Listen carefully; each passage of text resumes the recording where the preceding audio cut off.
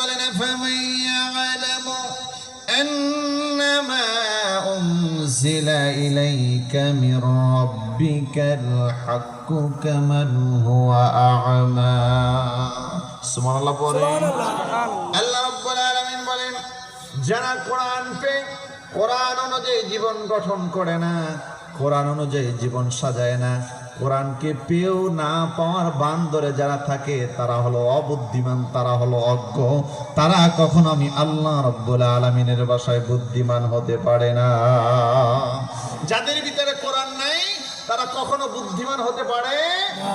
ইন্নামা ইয়াতাযাক্কারু উলুল আলবাব।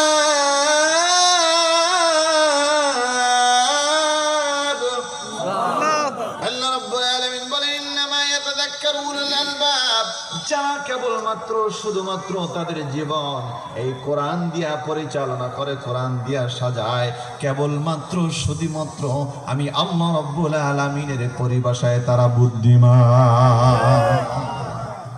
জীবন সাজাইতে হবে কি দিয়া? কোরআন। আরো জোরে বলেন কোরআন।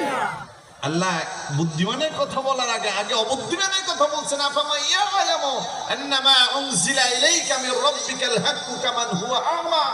বান্দা যারা কেবলমাত্র নিজেদেরকে বুদ্ধিমান দাবি করে, আমরা বুদ্ধিমান দাবি করি কাদেরকে? রাত্রি 2টা আর 12টার পরে টকশোতে বৈশা কোরআনের বিরুদ্ধে, পর্দার বিরুদ্ধে, শরীয়তের বিরুদ্ধে, রোজার বিরুদ্ধে নানান রকমের কথা বলে, আমরা তাদেরকে বুদ্ধিমান বলি। কথা বলে ঠিক, জোরে বলে ঠিক। আমাদের মগজ নষ্ট হয়ে গেছে। আপনার সিংহ, একটা সিংহ আমাশা হয়েছে। আমাশা বুঝুন তো আপনারা? আমার কথা বুঝতে পারতেছেন? আমাশা হওয়ার পরে সবাইকে ডাকছে, ক্লান্ত হয়ে গেছে। ভালো হওয়ার পরে আমি যাইয়া দৌড়ে দৌড়ে আমি কিছু খাইতে পারবো না, সবাই রে কাছে আসতে বলো, যাকে পছন্দ হয় তাকে আমি খাবো। সব আসছে। শিয়াল পণ্ডিত হাজির হয়ে বলছে, শিয়াল পণ্ডিত সাথে একটুখানি বেশি পণ্ডিতি করে। এদিকে হরিণ হাজির হয়ে গেছে, বানর হাজির হয়ে গেছে। বানর তো নাক ছিড়ায়।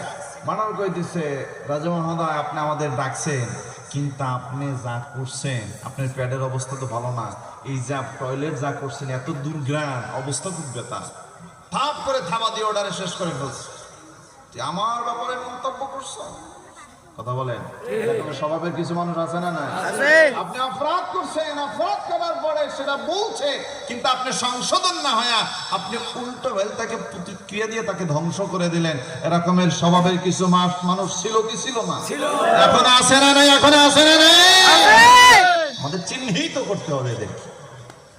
এরপরে বানরের পালা। বানর গেল হরিণের পালা। হরিণ বলছে, রাজা মহোদয় কে বলছে আপনার ময়লা থেকে দূর গ্রান আসে, খুব সুগ্রান আসে, কস্তুরীর গ্রান আসে। হরিণ বলতেছে, তুই আমার, সিংহ বলতেছে আমাকে পাম পট্টি দিতেছ, তুই তো আমার পাম দিতে, তোরে তো আমি শ্বাস না করে পারতেছি না, থাবা দিয়ে ওটা শেষ করছে।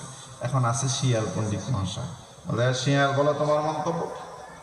বলে, স্যার আপনার যদি এই আপনার টয়লেট থেকে যদি সুগ্রান আসলে আপনার ভালো হয় আমি তার পক্ষে, আর যদি দুর্ঘটনা আসলে যদি ভালো হয় আমি তার পক্ষে।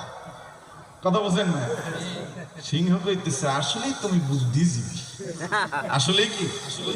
কিন্তু আমরা এই সুবিধাবাদী যারা আছে, কোরআন কতক্ষণ ভালো লাগলে কোরআন নিয়ে কথা বলে, আবার কতক্ষণ ভালো লাগে কোরআনের বিরুদ্ধে কথা বলে, আমরা তাদেরকে বুদ্ধিমান ভাবি। আসলে তারা কখনো বুদ্ধিমান হতে পারে না।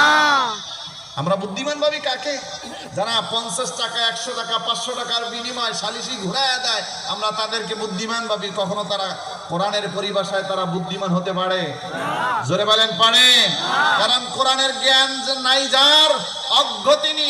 কোরআনের জ্ঞান পেয়েছেন তিনি, জ্ঞান খুলেছেন তার। জোরে বলেন ঠিক কিনা? ভাইরা আমার, কোরআনের ইলম ছাড়া আল্লাহ রাব্বুল আলামিন বলছে কখনো মানুষ বুদ্ধিমান হতে পারে না।